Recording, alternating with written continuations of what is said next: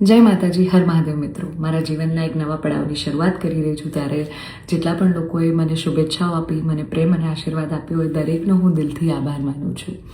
રહી વાત કે મારા સગપણને લઈને છેલ્લા ઘણા સમયથી મીડિયામાં અનેક તર્ક વિતર્ક, અનેક ચર્ચાઓ ચાલી રહી છે, જેને લઈને હું અત્યાર સુધી મૌન હતી, કારણ કે વાત મારા સુધી સીમિત હતી. પણ વાત જ્યારે હવે મારા પરિવાર પર છે, મારા પિતા પર છે, ત્યારે એક દીકરી તરીકે હવે મારાથી સહન નથી થતું અને મને લાગ્યું કે હવે આજે મારે બોલવું પડશે.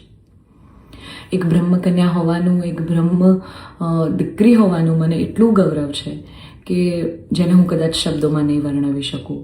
અને હું અહીંયા સુધી પહોંચી છું એના માટે શિક્ષિત અને સમજણી જે બ્રહ્મશક્તિઓ છે, બ્રહ્મ સમાજના લોકો છે, એમનો ખૂબ ખૂબ ફાળો રહ્યો છે મારી આ જર્નીમાં. અને હું તો નસીબદાર છું કે મને 18 વર્ણના લોકોનો પ્રેમ અને સપોર્ટ મળ્યો છે અહીંયા સુધી પહોંચવામાં. મારો પરિવાર તો છે જ, મારી ઢાલની જેમ મારા પિતા છે મને સપોર્ટ કરવામાં, પણ આપ સૌનો પણ ખૂબ ફાળો છે.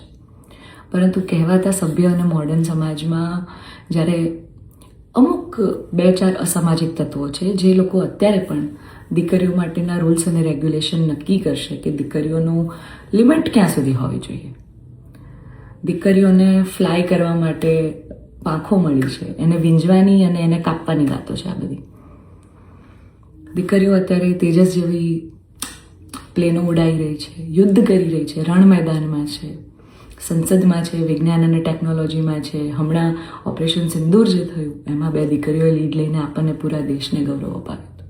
ત્યારે શું 2-4 આવા અસામાજિક તત્વો નક્કી કરશે કે એક દીકરીનો લાઈફ પાર્ટનર ચૂઝ કરવાનો શું એને હક નથી?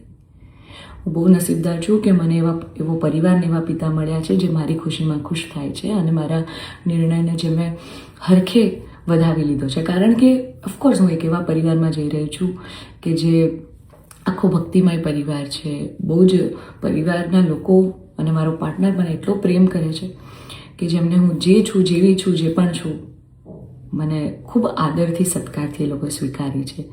રાત દિવસ જ્યાં ગાયત્રી મંત્ર, નવકાર મંત્રના જાપ થાય છે, આવા પરિવારમાં હું જઈ રહી છું. મને ખૂબ જ ગૌરવ છે.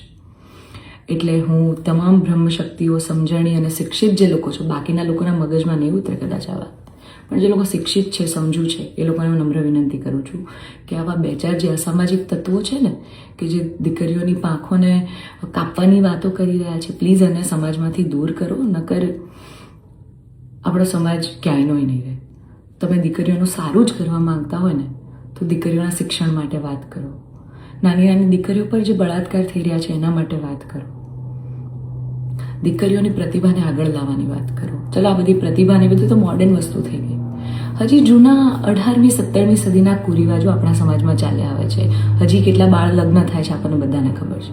સાટા પ્રથા ચાલુ છે જેની પીડિત હું પણ છું, તમને બધાને ખબર છે. દીકરીઓના પૈસા લેવામાં આવે છે. અલા, દીકરીઓને તમે ઘૂંઘટામાં રાખો છો અને તમે એમ કહો છો કે અમે દીકરીઓનું સારું કહેવા માંગીએ છીએ. એક બાજુ દીકરીઓ તેજસ જેવી ફ્લાઇટો ઉડાઈ રહી છે, આર્મીમાં છે, નેવીમાં છે, અને એક બાજુ દીકરીઓ ઘૂંઘટામાં છે. એના પરથી જ ખબર પડી જાય છે કે ક્યાં કેટલો વિકાસ છે. હું દરેક બ્રહ્મ શક્તિઓને, બ્રહ્મ આગેવાનોને નિવેદન કરું છું, આજીજી કરું છું કે આવા અસામાજિક તત્વોને સમાજમાંથી હટાવો. જેટલા પણ લોકો હવે મારા પરિવાર વિરુદ્ધ કંઈ પણ પોસ્ટિંગ કરશે, કમેન્ટ કરશે, એમના વિરુદ્ધ હું કાયદેસરના પગલાં લઈશ. કારણ કે એક દીકરી તરીકે, બ્રહ્મકન્યા તરીકે, જ્ઞાતિના નીતિ નિયમો પ્રમાણે જ્યારે હું ચાલતી હતી ત્યારે નાતના જ કોઈક લોકોએ મારા પરિવાર પર ચીટ કર્યું, અમને અંધારામાં રાખ્યા. એક દીકરી એક સગપણમાં હોય અને તો પણ બીજી સમાજમાં ક્યાંક લગ્ન કરી લે, તમને 2-2 વર્ષ સુધી છુપાવે, તમને ક્યાંય નહીં. તો જ્યારે આ આફત આવી ત્યારે મેં નક્કી કર્યું કે ભાઈ હું આ રિલેશનમાં નહીં રહું. મેં મારા પરિવાર માટે સ્ટેન્ડ લીધું. અને કોઈ છોકરાને શું, જ્યારે પરિવાર માટે અને મારા પિતા પર જ્યારે વાત આવશે ને ત્યારે હું ભગવાનને પણ છોડવાની તાકાત ધરાવું છું. એ દીકરી છું હું, બરાબર છે? એટલે આપ સૌને નમ્ર વિનંતી છે કે જેમ દેશની દરેક દીકરીઓ પોતાના જીવનની શરૂઆત કરે છે, એમ મેં પણ એક શરૂઆત કરી છે. આને પહેલાં તો કોઈ વિશેષ મોટો મુદ્દો બનાવવાની જરૂર નથી. અને આવા જે અસામાજિક તત્વો છે કે આમ કરશું, નાત બાર કરશું, અરે ભાઈ, તમને 5,000માં કોઈ પગાર પર નોકરી રાખવા તૈયાર નથી. તમે તમારા ઘરનું અને તમારું સંભાળો પહેલાં તો. અને આવા અસામાજિક તત્વોને, તમામ બ્રહ્મશક્તિઓને, શિક્ષિત અને સમજણા જેટલા લોકો છે એમને મારી વિનંતી છે કે આવા સામાજિક તત્વોને તમે દૂર કરો સમાજમાંથી, જેથી દીકરીઓ ડરે નહીં અને એમની પ્રતિભા આગળ આવે. અને સમાજનો વિકાસ થાય. જય માતાજી, હર મહાદેવ.